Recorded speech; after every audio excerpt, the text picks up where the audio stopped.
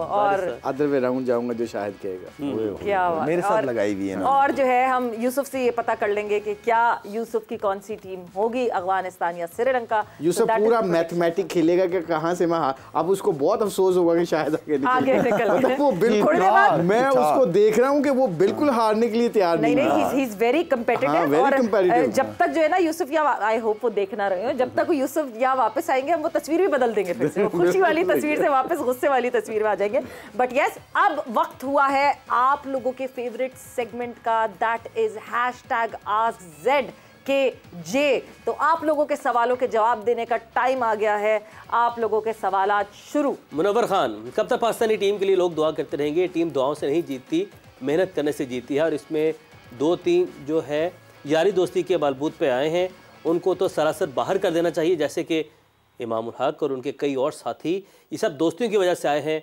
और अगर ये उसके बाद ट्वीट का जो है इनके आई गेस डिजिट पूरे हो गए। जी मुशी भाई, आई थिंक ये इमामुल हक के बारे में जो लोग बात करते हैं ना, ये सही नहीं है। उसने बहुत परफॉर्मेंस की उस लड़के ने। इमामुल हक ने बाबर आजम के बाद आई थिंक सम टाइम तो उसने इक्वली उसके मुताबिक परफॉर्मेंस की है। ठीक है, वो उसका अपना स्टाइल है खेलने का, वो इसका इंटेंट वो चौके छक्के वाला नहीं है, पर he is a very compact player. तो आई थिंक सम टाइम थोड़ा सा हम हाश हो जाते हैं उसके पॉइंट ऑफ व्यू से। ठीक है, एग्रेसिव नहीं खेला आजकल, उससे रन्स नहीं हो रहे, मगर उसकी 9 सेंचुरियाँ याद रखिएगा, 9 सेंचुरियाँ की उसने। लेकिन वो जो मुशी भाई आपने बात की थी इम्पैक्ट, वो 9 इनिंग्स कहाँ पर थी, किसके अगेंस्ट थी, और उसका बड़े मैचेस में, बड़े टूर्नामेंट्स में क्या इम्पैक्ट है और कौन सी कंडीशंस में थी। एक बहुत बड़ा इमामुल हक के ऊपर ये कहा जाता है, एक बहुत बड़ी चीज़ कि जी वो सिर्फ फ्लैट कंडीशंस में रन्स करते हैं, वरना कहीं भी हिलती हुई बॉल हो तो इमामुल हक उसको संभाल नहीं सकते। ये तो एक चीज़ हो गई उनकी परफॉर्मेंस पे। दूसरा ये कि अपनी फिटनेस का ख्याल एक प्लेयर को रखना उसकी अपनी जिम्मेदारी सबसे पहले होती है। अरे ठीक बात है, रिस्पॉन्सिबिलिटी लेनी चाहिए, मगर मेरा जो कहते हैं ना, कई दफ़ा हम देखते हैं कि हम बहुत जल्दी भूल जाते हैं उसकी परफॉर्मेंसेस पे। देखें ना, फ़खर जमान भी तो 10-15 मैचों से कुछ नहीं कर रहा था ना, उसके बारे में ऐसी राय कायम नहीं करते, उसके बारे में कहते हैं कि उसको फिर वापस ले आओ। इमामुल हक थोड़ा, आई थिंक इमामुल हक के बारे में थोड़ा सा हम हाश हो जाते हैं। अब मैं इसको डिफेंड नहीं कर रहा उसको, क्योंकि उससे रन्स नहीं हो रहे, इट्स ओके, इम्पैक्ट नहीं डाल रहा। बाकी इम्पैक्ट के अलावा भी रोल आपके टीम में होते हैं। आपका ये रोल नहीं है कि आपने जाके चौके छक्के मारने। इमाम का रोल था कि आप लंबा जाएं, उसके इर्द गिर्द टीम खेले। बाबर का रोल है कि लंबा जाए, उसके इर्द गिर्द टीम खेले। तो उसने अपना रोल काफ़ी दफ़ा बड़े अच्छे तरीके से निभाया। लाला एक ऐड कीजिएगा, इमाम की ही बात हो रही है, सिमिलर काइंड ऑफ शॉट्स हैं। अगर एक सीनियर टेक्निकली साउंड प्लेयर एक ही तरह की शॉट पर आउट हो रहे हैं 6 मैचेस में, तो फिर सवाल तो होगा, तनकीद तो होगी। देखें, इमाम को जो है ना, मुझे इस वर्ल्ड कप में उम्मीदें थी, क्योंकि फॉर्म वगैरह उसकी लगी हुई थी। तो मैं ये सोच रहा था कि अच्छी बैटिंग विकेटों पे जो वो खेलेगा, और कंडीशन इतनी ज़बरदस्त, जब तक प्लेयर का इम्पैक्ट ना हो ना उसकी परफॉर्मेंस का, उसको आप मैच विनर की उसमें नहीं लेके आ सकते। अब मुझे मुश्किल ये बताएं, आप ईमानदारी से बताएं, हमारी 1 से लेकर 15 लड़कों के अंदर कितने मैच विनर्स हैं? चलें आप बताएं। I think very good question. मैं अगर पाकिस्तान टीम को इस वक्त देखूँ ना, और आपके क्वेश्चन का सिंपल जवाब दूँ ना, वी विल एज ए, हमारी टीम अगर जीतेगी ना कोई भी टूर्नामेंट या कोई भी मैच, एज ए टीम जीतेगी, एज ए इंडिविजुअल नहीं। Very good. Single handedly there is not a match winner. I mean like Babar एक ऐसा प्लेयर है जो बड़ा स्कोर करता है, मगर देखो बड़ा स्कोर बाबर आजम का करना अलग चीज है, बाबर आजम के स्कोर से मैच जीतना वो आपकी बात, वो अलग चीज है। बहुत अच्छा। विराट कोहली के राहुल वगैरह क्या करते हैं, वो अपने रन भी करते हैं, बॉली भी खेल जाते हैं और टीम को जितवा के निकल जाते हैं।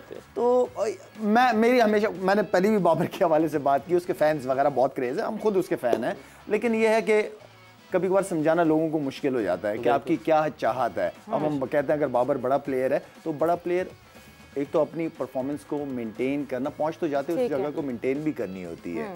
आप जब जाए ना, तो हमें ये हो कि बाबर आजम जा रहे हैं अंदर, यार मैच जितवा के आ जाएगा, हमें वो फीलिंग नहीं आती उसके अंदर जाने से कि मैं, हमें ये फीलिंग आती है कि यार ये 50-60 कर लेगा, हमें ये फीलिंग नहीं आती कि बाबर जा रहे जितवा के आ जाएगा। हमें वो प्लेयर चाहिए कि अंदर जाए तो पता चले। ऑपोजिशन को भी नहीं आती, ये डर ऑपोजिशन को भी नहीं होता, जो कि एक बहुत डरने वाली बात है उस प्लेयर के लिए कि उसकी वजह से टेरर नहीं है दूसरी टीम में। एक और चीज़ मुशी भाई, क्योंकि हम अभी डिस्कशन कर रहे थे, तो बाबर की जब बात आई थी तो बीच में वो कॉन्वर्जेशन आई थी, मैंने काटी नहीं थी वो आपकी बात। आपने कहा हम बिल्कुल मानते हैं Babar is a world class player, बिल्कुल, but the best player that Pakistan has seen कभी कभार मुझे लगता है ये बहुत ओवर हाइप्ड स्टेटमेंट है कि आज तक क्या पाकिस्तान में बाबर आजम जैसा कोई खिलाड़ी नहीं आया? क्या इंजमामुल हक से बेहतर है बाबर आजम? क्या जावेद मियादाद से बेहतर है बाबर आजम? क्या सईद अनवर से बेहतर है बाबर आजम? बहुत अच्छा क्वेश्चन है। इसमें कई जो प्लेयरों के आपने नाम लिए देवर मैच विनर्स। ये शाहिद ने बिल्कुल अच्छी बात की है कि बाबर आजम ठीक है, उसने रन इतने कर दिए, पता है उसके स्टैट्स बहुत तगड़े हैं। किन टीम्स के खिलाफ, किन कंडीशंस में? वो छोड़ दें, आप उसको छोड़ दें। देखिए तो आप मेरा इतना कंसिस्टेंट परफॉर्मर ना पाकिस्तान टीम की बैटिंग लाइनअप में मैंने नहीं देखा। बिल्कुल ठीक है, लेकिन मैं बाबर को कभी भी मैच विनर नहीं कहूंगा। ये देखिए शायद ने जो बात की ना, बिल्कुल आप आईसीसी रैंकिंग नंबर 1 कब बनते हो? जब आप कंसिस्टेंटली परफॉर्म। आप ये तो नहीं है ना कि जिम्बाब्वे के खिलाफ किया है, किस पूरे साल की है ना उसने रन। अब जिम्बाब्वे के खिलाफ अगर पूरे साल की है तो इसका मतलब आईसीसी रैंकिंग वालों ने उसको नंबर 1 प्लेयर डिक्लेयर किया है। ठीक है, हमारा शहीन नंबर 1 बॉलर अगर है तो उसने विकेटें लेके नंबर 1 बॉलर बना है, वैसे नहीं बना। कोई भी प्लेयर जो आईसीसी रैंकिंग नंबर 1 बनता है तो उसने परफॉर्मेंस की होती है और कंसिस्टेंट परफॉर्मेंस की होती है। सो आई थिंक जो बाकी जो शायद की बात है, ये आई एग्री विद दैट।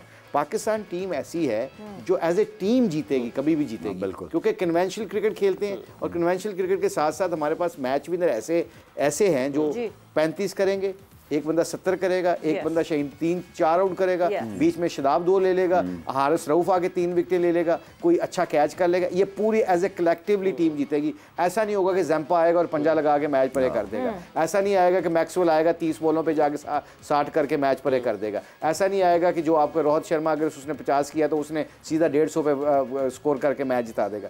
ये ऐसे प्लेयर नहीं है, मगर इसके बावजूद इतने इनके अंदर तप्पड़ जरूर है कि ये किसी भी बड़ी टीम को चैलेंज कर सकते हैं। ये पक्की तो गिवन डे पे आप देखें तो कि साउथ अफ्रीका के अगेंस्ट हमने ऐसी फील्डिंग की कि कहाँ थे वो लड़के। मतलब ऐसा लगा कि लड़के बदल के आ गए, शक्लें वही वाली लड़कों की, बट कोई और लड़के हैं ये। जिस तरह हमने अफगानिस्तान के अगेंस्ट इतनी बुरी फील्डिंग की थी, उसी तरह की इतनी कोई ब्रिलियंट फील्डिंग हमारी साउथ अफ्रीका के अगेंस्ट है। बट चले अगले एक हमजा हो गए और कौन नेक्स्ट? अब ये हमजा दिलशाद का सवाल है। Mushib bhai, feeling very sad about our team performance. Are we going to waste our star Babar Azam after this World Cup? Give us some hope. ये सवाल है जी, बाबर आजम को हम वेस्ट कर देंगे इस वर्ल्ड कप के बाद? खदशा एक फैन का है। क्यों वेस्ट करेंगे? हमजा दिलशाद का बिल्कुल नहीं करेंगे। वो बैकबोन है आपकी बैटिंग लाइनअप की, बिल्कुल वेस्ट नहीं होगा। हाँ, अगर मुझसे मशवरा लेंगे तो लिमिटेड ओवर क्रिकेट के अंदर मैं बाबर को कप्तानी ना करवाऊँ। मैं मोहम्मद रिजवान जैसा फाइटर, एग्रेसिव उस लड़के को लेके आऊं। बाबर आप जाओ अपनी बैटिंग एंजॉय करो, बाकी आपको कोई टेंशन नहीं, आप अपनी क्रिकेट एंजॉय करो, हमें रन करके दो। मुझे कप्तान फाइटर चाहिए जो फाइटर हो, और वो चीज मुझे सिर्फ और सिर्फ रिजवान के अंदर नजर आती है। मेरा तो ख्याल से हम बाबर आजम को सेव करेंगे अगर हम उनके ऊपर से बाबर अपनी क्रिकेट और ज्यादा एंजॉय करेगा। बहुत एंजॉय करेगा, अपने लिए फिक्रमंद होंगे। हाफिज हसन का सवाल है ji, do you think professional level players need a coach? If so, how important is coaching at the professional level? And our current Pakistan team bowling coach has said that he is not a spin bowling coach. Do you think the team should have a spin bowling coach? इस पे बड़ी detail से हमारी बहस हो चुकी है। काफी हमने बात की है। ये तो मुशीब भाई ने कराई है ये। ये आपके रिश्तेदार है मुशीब भाई? ये हाफिज भी है। पहले तो नहीं था, अब हो गया। अब हो गया। बट यस, वैसे हम प्रोफेशनल लेवल पे बात करते हैं। प्रोफेशनल लेवल पे do we need a coach और do we need a manager who can manage the boys in a better way? I think you need every professional. आप देखें ना टेनिस में 3-3, 4-4 लोग उन्होंने अपने साथ रखे होते हैं। 5-5 इवन लोग कैरी करते हैं वो अपने साथ, और एक फील्ड का मतलब खाने वाला अलहदा, आपके वो जो आपके रैकेट्स होते हैं उनके अलहदा होता है, आपका मेंटल कोच अलहदा होता है, आपका टेक्टिकल कोच अलहदा, आपका टेक्निक वाला कोच अलहदा है, ट्रेनर आपका अलहदा। 6-6, 7-7 लोग एक बंदे के साथ ट्रैवल कर रहे हैं। आजकल के मॉडर्न ज़माने में ये बहुत ज़रूरी हो चुका है। आई थिंक ये स्पिन बॉलिंग की कोच की बार बार बात करते हैं, हमने अपने प्रोग्राम के तवस्सुल से सारे बंदों ने कहा है कि ज़रूरी था। 5 आपके स्पिनर गए और ये स्पिनरों का वर्ल्ड कप है अगर देखा जाए तो उसके अंदर अगर आप इसको अहमियत नहीं देते तो आई एम सॉरी, इसका आपका विजन जल्दी से। भाई आप टेनिस की बात कर रहे हैं, मुझे लगता है कि हमें दूर और नहीं जाना चाहिए। हम अगर क्रिकेट में भी बात करें और मॉडर्न डे क्रिकेट में बात करें, हम विराट कोहली की बार बार बात करते हैं। Virat Kohli travels with his own trainer. एक ब्रांड है जिसने विराट कोहली की दाढ़ी को स्पॉन्सर किया हुआ है। वो ब्रांड 1 साल के लिए विराट कोहली की दाढ़ी का जो स्टाइल होता है ना, वो उस ब्रांड की कहने से बनता है। उसने एक न्यूट्रिशनिस्ट साथ रखा हुआ है, जो न्यूट्रिशनिस्ट भी बहुत सारे टूर्स पे साथ ट्रैवल करता है। सो एक प्लेयर को अगर कुछ ब्रांड बनना है तो वो अपने ऊपर इतना इन्वेस्ट करता है कि उसने प्राइवेटली ये लड़के साथ रखे हुए हैं and they travel with him. अच्छा, उसकी रीजन क्या है? कि they don't let you slip.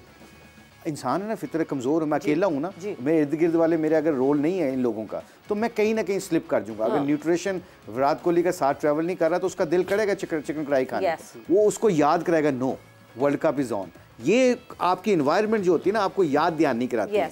तो आई थिंक ये याद दहानी के लिए, और फिर ऊपर से आपको पिचों को रीड करके उसके ऊपर फील्ड पोजीशन का बैट्समैनों को रीड करके आपको टेक्निकल चीजें समझानी होती है। अब आप देखें ना, आज मैंने आपको अपने प्रोड्यूसर साहब को कहा था कि आदिल रशीद की बॉलिंग के ऊपर मिड विकेट और एक्स्ट्रा कवर दिखाए ना, ऐसे सीधे किए हुए थे क्योंकि टर्न हो रहा था। उनको कहा जी खेलो आधे बल्ले से खिलाओ, आपको विकेट। कितने क्लोज थे, कितने क्लोज थे। ले जी, इसके साथ ही हमारा आज का जो जोर का जोड़ा अपने इख्तिताम को पहुंचा। आप सबका बहुत यार, हम लोगों ने सिर्फ 2 सवाल लिए, फैंस इतने मैसेजेस करते हैं। और 3 सवाल लिए, ये सवाल बहुत अच्छा था, ये लास्ट जो क्वेश्चन है बहुत अच्छा था, इसको हम लाला कल रखवा लेते हैं।